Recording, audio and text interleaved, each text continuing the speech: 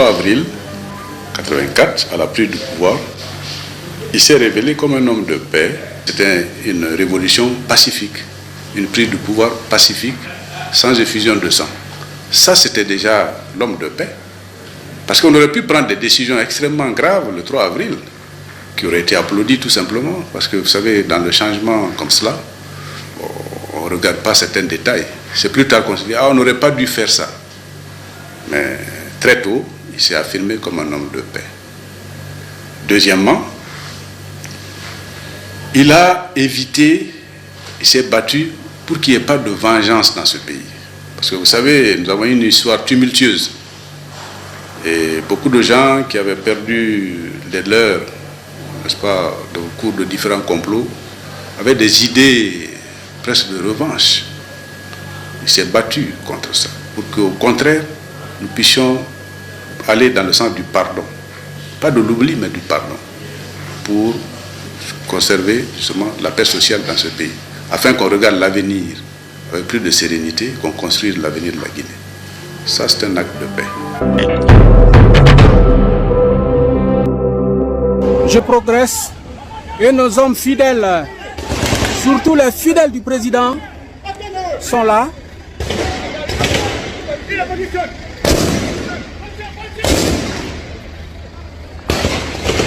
Vous entendez? Vous entendez?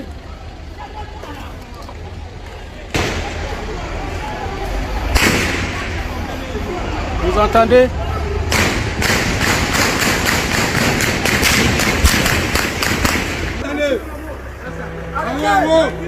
Arrêtez! Il y a quelqu'un qui est le fondeur. Tout le monde n'a qu'à bouger. Bouger.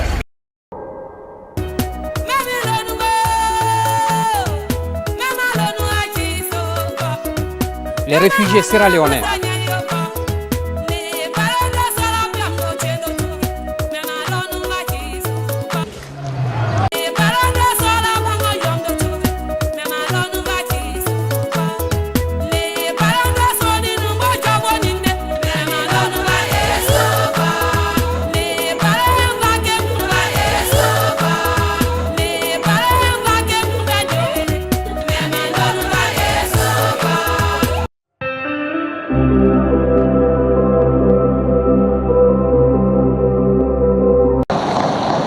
Des soldats des forces spéciales prennent position autour du palais présidentiel. À cette heure, les putschistes détiennent déjà le président Alpha Condé. Mais les combats ne sont pas terminés. Voilà, vous entendez des coups de feu donc qui sont tirés. Des coups de feu, nous entendons des coups de feu qui... Ce jour-là, Moussa Moïse est aux premières loges, juste derrière les militaires qui viennent de prendre le pouvoir. Il a presque tout vu, sauf les victimes, des soldats de la garde présidentielle tués pendant l'assaut. Son caméraman n'a pas été autorisé à filmer les corps qui ont depuis disparu. Personne ne sait où ils ont été enterrés. Je n'ai pas vu les victimes tomber, mais le colonel, selon des sources sûres, a rassuré tout le monde que les victimes, et de son côté et du côté de la garde présidentielle, seraient traitées de la même manière. C'est-à-dire que même les éléments des forces spéciales n'ont pas été rendus, les corps n'ont pas été rendus à leur famille. La junte a tout fait pour cacher les corps des victimes. Elle a aussi demandé aux blessés de ne pas parler à la presse. Mais au fil des jours, sur les réseaux sociaux, les portraits des décédés ont fleuri. Une semaine après le putsch, Mbalia Bangoura a fini par récupérer quelques affaires personnelles appartenant à son fils. Une tenue, une botte et un écusson qui faisait sa fierté. C'est désormais tout ce qui lui reste. C'est Moussa, l'oncle d'Abdourahmane, qui a retrouvé son corps. Il l'a cherché inlassablement pendant une semaine dans toutes les morgues de Conakry. Il nous a permis seulement de fouiller les corps. Si on peut reconnaître notre fils, il nous a accordé ça. Le lendemain, on est revenu maintenant, c'était vendredi matin. Vendredi matin, il nous dit qu'ils ont ramassé tous les corps le soir. Destination inconnue. Ils auraient dû nous appeler, nous prévenir de l'enterrement. Mais il ne faut pas bousculer ces gens non plus. Si on va au cimetière poser des questions, est-ce qu'on ne va pas avoir des problèmes? C'est pas compliqué. On va au cimetière, on demande. On dit qu'on a entendu des rumeurs, que l'on veut vérifier parce qu'on n'a pas assisté à l'enterrement, c'est tout. Après discussion, la famille accepte que nous les accompagnions jusqu'au cimetière où les corps auraient été enterrés. Mais rapidement, Moussa Souma, l'oncle, prend peur. Il multiplie les coups de téléphone. Bonjour. J'ai posé la question là. À peine arrivé au bord de la route, il change d'avis. Allez, on retourne à la maison, c'est fini, on y va.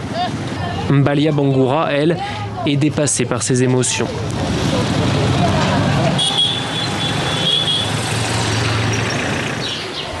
Le lendemain matin, nous retrouvons Tierno. Lui a perdu son frère, également membre de la garde présidentielle. Ce matin, il veut vérifier si les rumeurs disent vrai. On a entendu par les informations à la volée qu'il a été enterré dans un cimetière. Là. Donc on va voir là-bas ? On va voir, oui, bien sûr.